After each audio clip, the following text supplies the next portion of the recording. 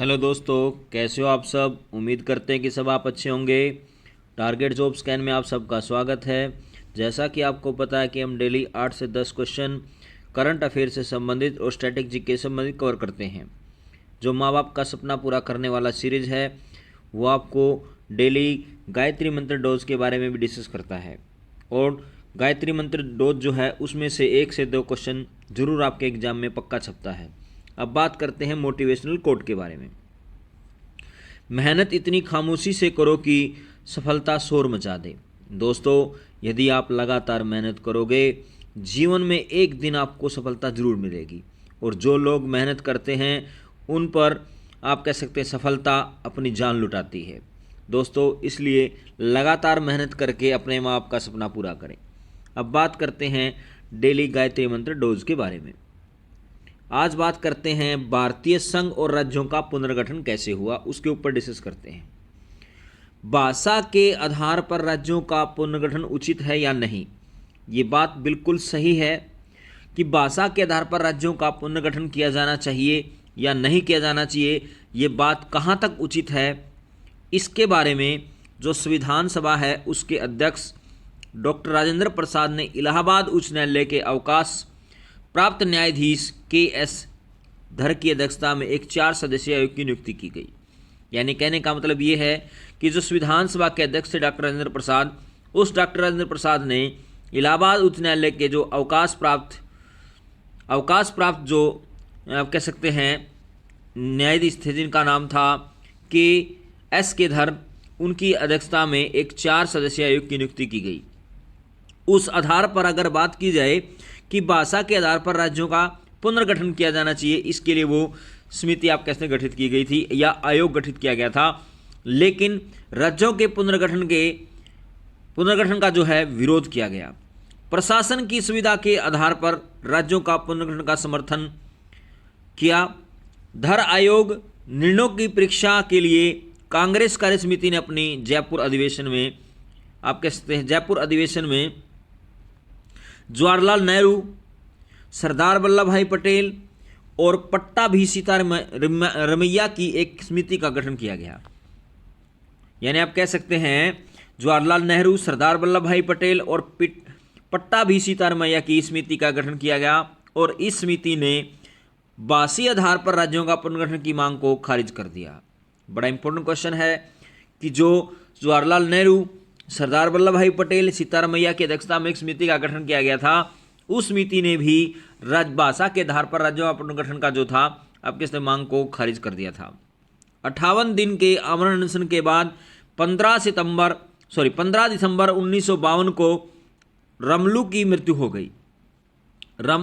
रमलू मृत्यु के बाद प्रधानमंत्री नेहरू ने तेलुगु भाषियों के लिए अलग आंध्र प्रदेश के गठन की घोषणा कर दी और 1 अक्टूबर 1953 को आंध्र प्रदेश राज्य का गठन हो गया और यह भाषा के आधार पर अलग होने वाला पहला राज्य बना।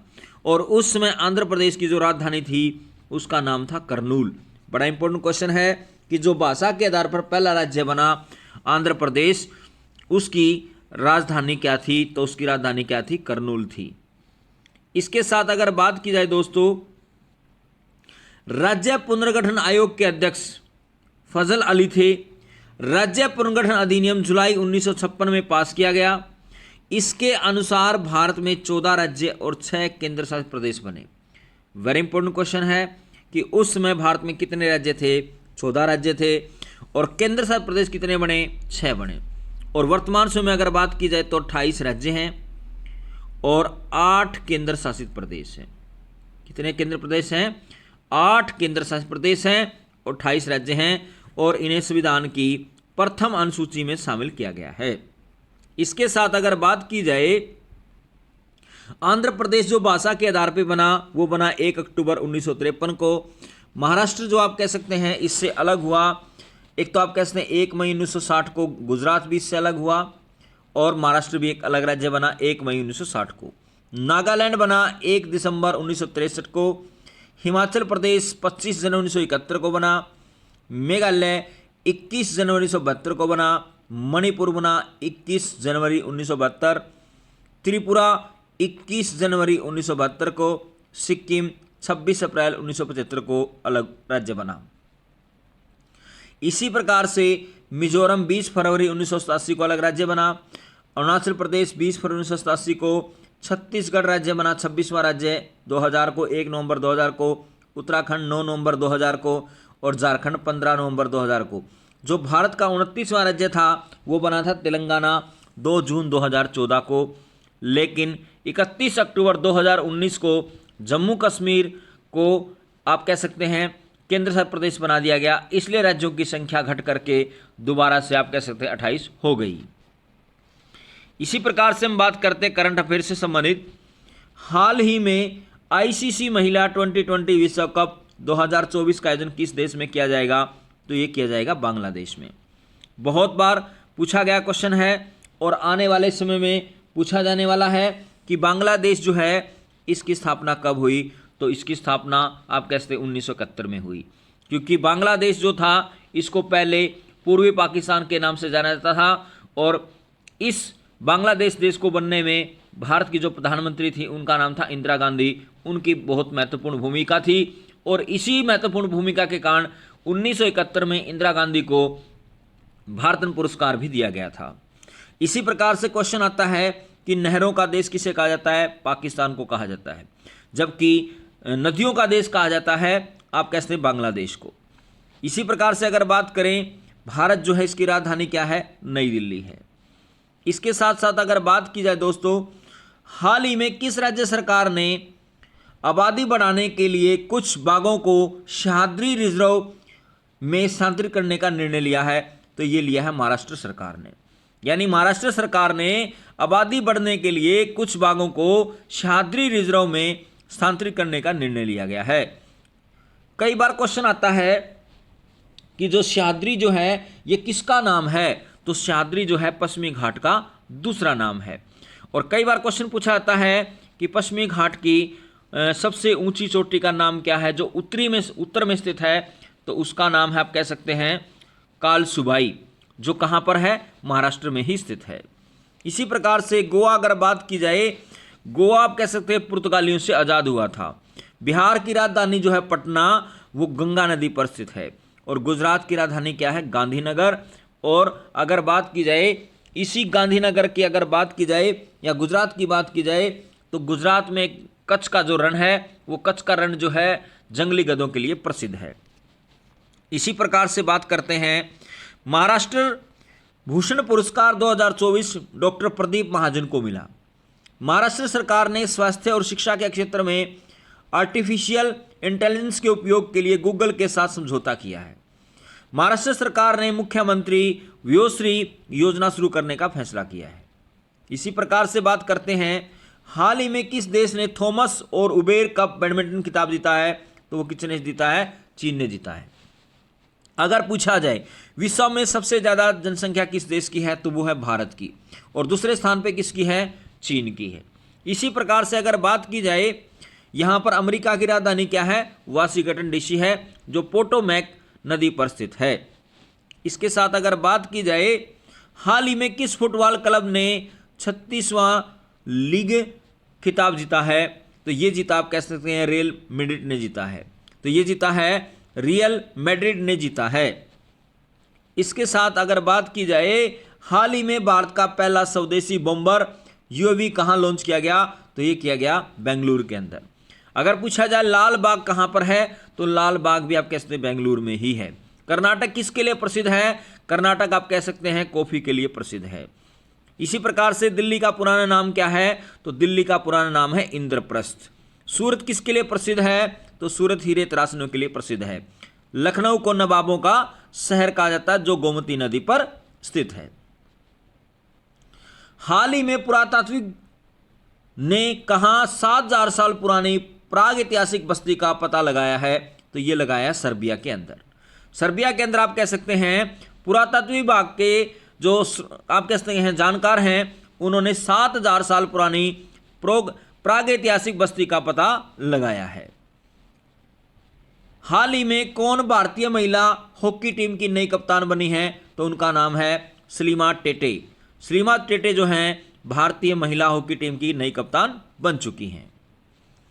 हाल ही में किस देश ने भारतीय क्षेत्रों को दर्शाने वाला 100 रुपये का नया नोट जारी किया है?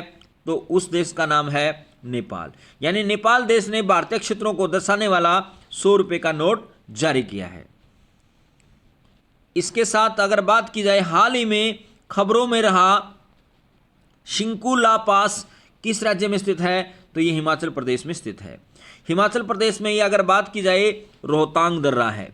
रोहतांग दर्रा भी आप कह सकते हैं हिमाचल प्रदेश में है। और शिंकुला पास जो है या शिंकुला जो दर्रा है वो भी कहाँ पर है? हिमाचल प्रदेश में है। उत्तराखंड में कौन कौन से दर्रे हैं? माना दर्रा, नीति दर्रा और लिपुलेख दर्रा।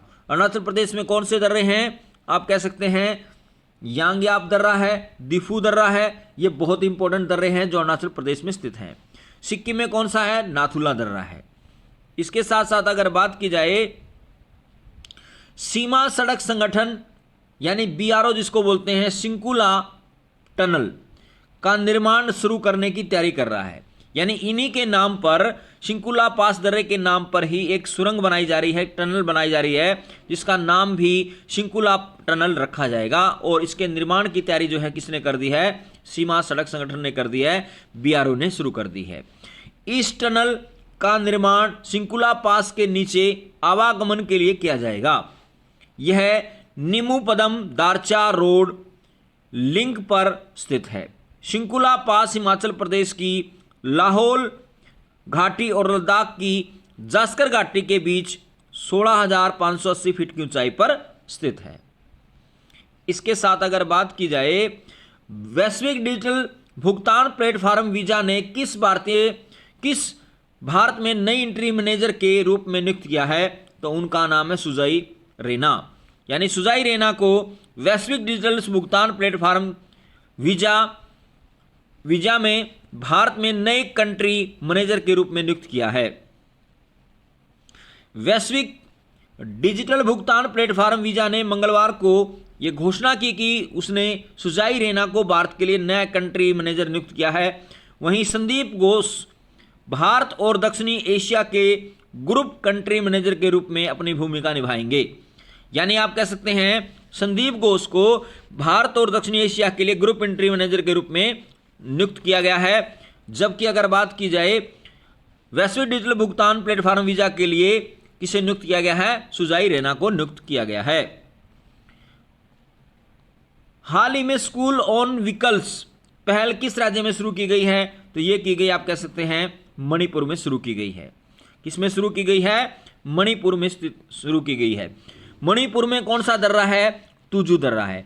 मणिपुर में एक झील है जिसका नाम है लोकटक झील, जो भारत की तैरती हुई झील के नाम से जाना जाता है। मणिपुर में एक आप कह सकते हैं पार्क है जिसका नाम है, आप कह सकते हैं काबुल लाम जाहो। और वो किस झील पर स्थित है? वो लोकटक झील पर स्थित है। यानी मणिपुर में एक लोकटक झील है जहां पर तैरता हुआ भारत का एक पार्क है जिसका नाम है काबुल लाम जाहो। असम का पुराना नाम क्या है? कामरूप है।